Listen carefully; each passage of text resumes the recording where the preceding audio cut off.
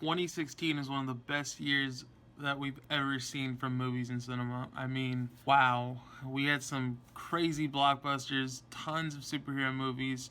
I'm a big superhero movie fan, love the comics. Actually got superhero tattoos, got Spider-Man logo, Batman quote on my arm. So, you know, I'm a Marvel fanboy, I'll admit it. I love DC, I love their characters. Didn't like what they're doing with the DCEU. There's still hope for with Wonder Woman and Justice League, so we'll see as far as that goes. But today, I know I'm a little late to the party. I'm just gonna do this for fun. Last year, I watched about 45 movies, including 8 out of the 9 Best Picture nominees. The only one I didn't watch was Hidden Figures. As far as Oscar movies go, a lot of people just love them, and I think that they're super overrated. Now, when it comes to top 10s, this is my own personal list. You're not going to see too many Oscar movies on my list. There's, I don't know, if there's a few of them. The rest of them are a lot of fun movies, not like shitty fun. I'm not a Transformers fan. Yeah, let's get into this top 10. Starting off with a really weird movie last year.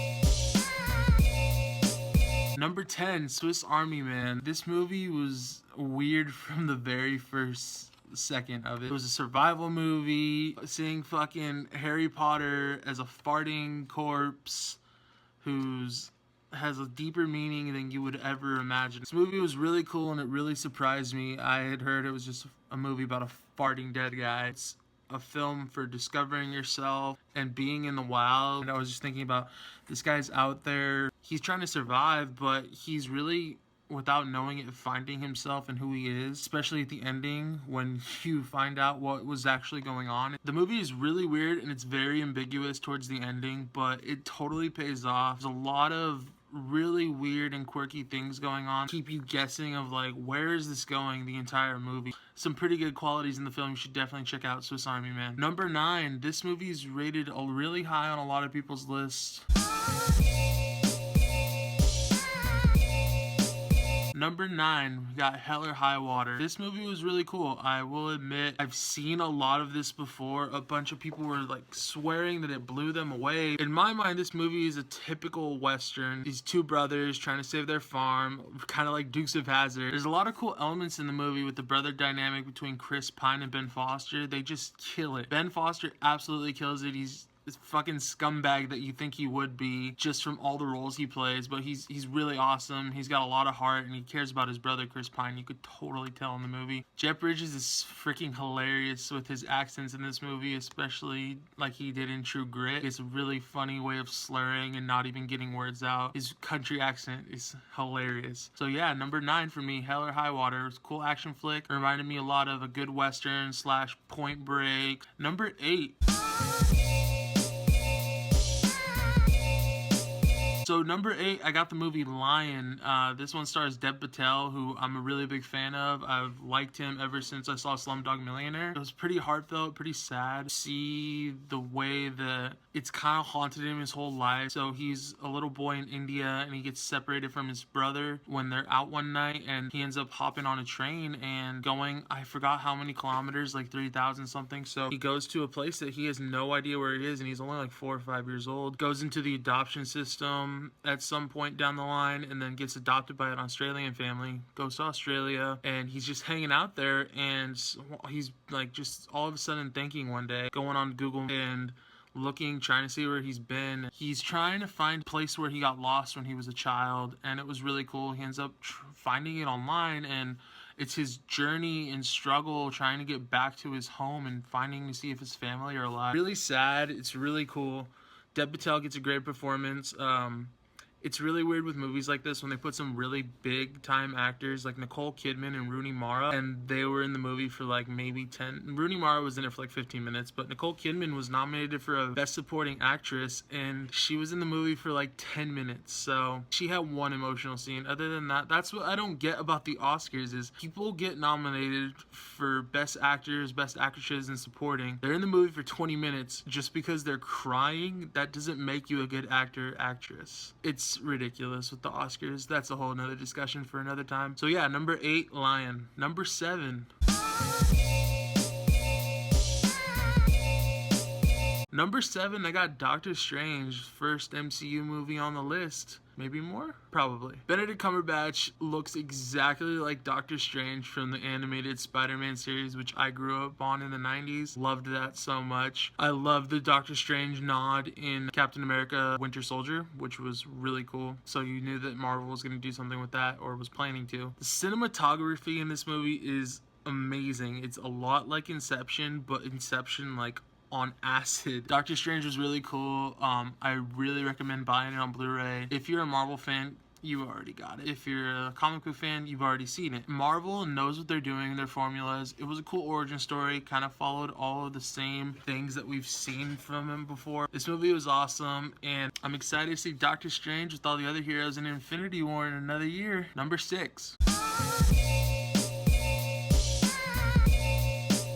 Number 6, Star Wars Rogue One. A lot of people are like, how come this isn't number 1? It was awesome, don't get me wrong.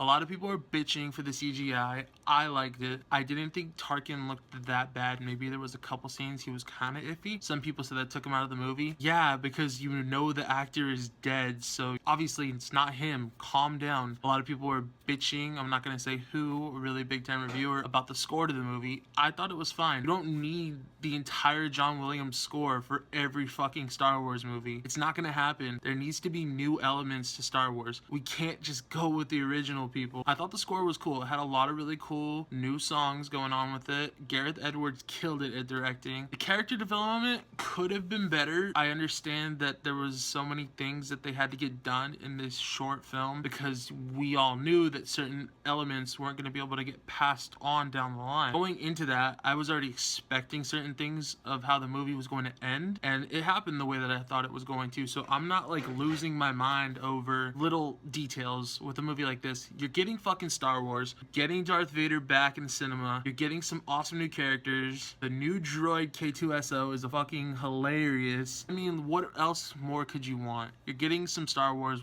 You're getting Star Wars movie once a year for the next like 6 years. Stop bitching unless it's as bad as the prequels, man. Seriously. Number 6, Star Wars Rogue One. Number 5. Number 5, we got Deadpool. What can we say about the Merc with the Mouth? He's hilarious. You're dying the entire movie with the comedy. Ryan Reynolds is the perfect Deadpool. He has the comedy chops that we all know he could. We're happy that we got to see a rated R film that's going to kick off more rated R films in the comic book genre for many, many years, especially after Logan in 2017 just killed it. That was another great film. Talk about that one later. All of the other characters, I thought Francis was pretty funny, and his dynamics with Deadpool were awesome. The little characters like Angel Dust was whatever, she was weak. Colossus was funny. Negasonic Teenage Warhead was hilarious. I'm excited for all of the other X-Men characters, not just from the actual X-Men universe, like the big names to come into it. Who knows, maybe we'll get Deadpool and the rest of the X-Men in one giant movie at some point. So that leads to number 4.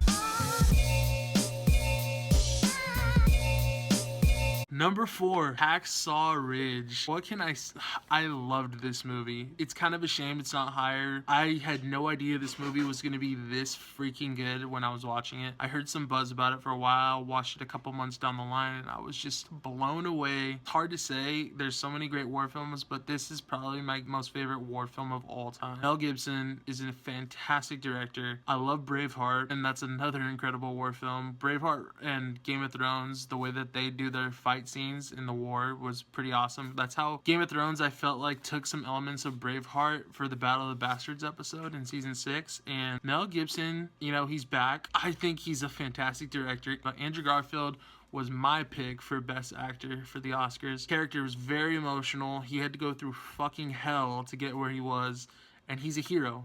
Vince Vaughn is hilarious. He's a badass. He's like the freaking guy that Andrew Garfield has to listen to the entire time. Sam Worthington, I mean, whoa, all of a sudden he's a good actor, fucking in Avatar and Clash of the Titans. Yeah, he kills it in this movie. I was very impressed with all the acting, and Andrew Garfield is definitely going to get an Oscar very soon. That leads to number 3.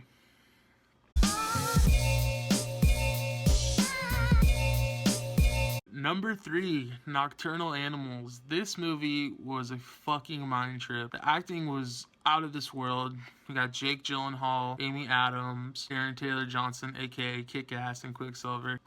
This movie was a very hard film to watch at certain points. It was disturbing, it was creepy, a lot of just out there messages about what the film was about if you're paying attention. Even though we didn't get to see Jake Gyllenhaal in certain time areas of the film, I don't want to give away too much, but the film was about a couple, they're not together anymore. The guy, Jake Gyllenhaal, sends a novel script to Amy Adams, and it's very lightly, the story is changed, but it's about them. And the film, that way that we're seeing it is through Amy Adams in her head, these characters, and one of them being Jake Gyllenhaal. So she's seeing the lead in the manuscript as Jake Gyllenhaal, her ex, and we're also jumping from the present time, past time when they were together when they were younger, and it looks funny. They make Jake Gyllenhaal shave his face. I don't know what they do with makeup, but he looks a lot younger. And same thing with Amy Adams. The actual manuscript, the book, I can't remember if I believe it's a book. I don't think it's a film. That story was intense. Like, if we just got a film about the story or more stories from him as an author, like,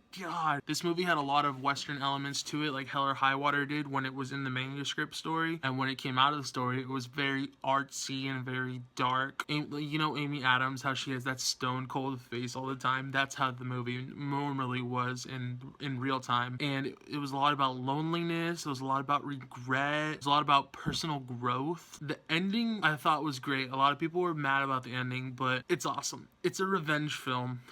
And in the middle of the film, there's a flat out art piece that says revenge. And I was like, oh, makes perfect sense, obviously. So yeah, that's number 3, Nocturnal Animals. That leads to number 2.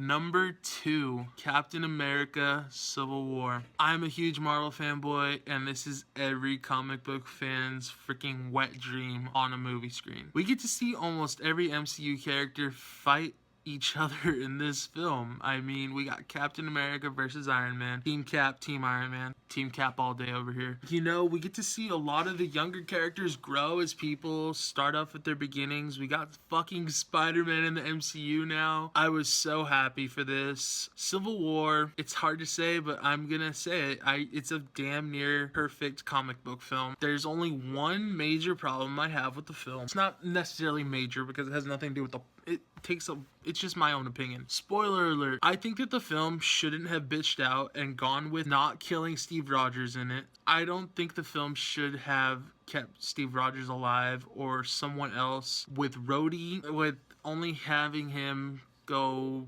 paraplegic. I think that they should have actually just killed Rhodey on that fall. It was pretty bad anyways. I think there would have been a lot of more emotional depth in the film if they actually killed one of the Avengers, or if Captain America actually died as he does in the comics of Civil War. I think that would have been insane, because there would be no coming back from that, an Avenger killing another Avenger. That's one thing that I don't think Marvel is going to do at all. I think they're gonna wait for Thanos to wreck shit up in Infinity War. Captain America Civil War had some of the best choreography, the best action scenes of 2016. I mean, my God. The airport scene is the greatest action scene in all of comic book films ever. Arguably number 2 is still in the same movie with the chase scene in the fucking highway. Black Panther, Bucky, Falcon, and Captain America. That scene, nuts. When Black Panther jumps out and gets Bucky by the tire of the motorcycle. When Bucky fucking grabs the motorcycle while some dude's driving by, jumps on it mid-air. You got Black Panther jumping on the cars, running like 80 miles an hour. You got Black Panther jumping on Falcon, holding on to his wings. You got all kinds of stuff in this scenes. Captain America Civil War is a perfect comic book film. That leads me to my number 1. My number 1 movie of 2016. A lot of people are going to be like, what are you talking about? It's so overrated. I agree with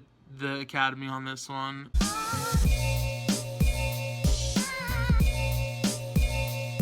La La Land is my number one film of 2016. I am not a musical fan at all. I mean, I liked the Disney movies growing up, and those are all musicals. But as an adult now, I don't go to musicals, I don't go to Broadway or plays or anything like that. But this movie was my jam. The music was fantastic. Justin Hurwitz is one of the best composers in all of Hollywood. Damien Chazelle is one of my favorite directors right now. I loved Whiplash, and I really loved La La Land. I'm excited to see where he's going to go from here. He's going to be doing a space movie with Ryan Gosling. Ryan Gosling is going to play Neil Armstrong. That's going to be really different for Damien Chazelle, and I'm not worried, but it's out of his wheelhouse, so we'll see how that goes. I will admit that the singing could have been better. There's arguments that Ryan Gosling and Emma Stone are not professional singers as characters in the film, which is kind of a cop-out. This movie, it's a love story. It's about seeing where you're going to go in your life, chasing your dreams, all of the shit that you have to give up in order to get your dreams. I thought it was great. I think a lot of people could resonate with that. La La Land was a great time. The music was awesome. I really liked the jazz in the film, just like I did with Whiplash. Like I said, Justin Hurwitz is an amazing composer. When it comes down to it, La La Land is one of the best love stories we've seen in a long time. It really gives you the feels. Ryan Gosling does a solid performance.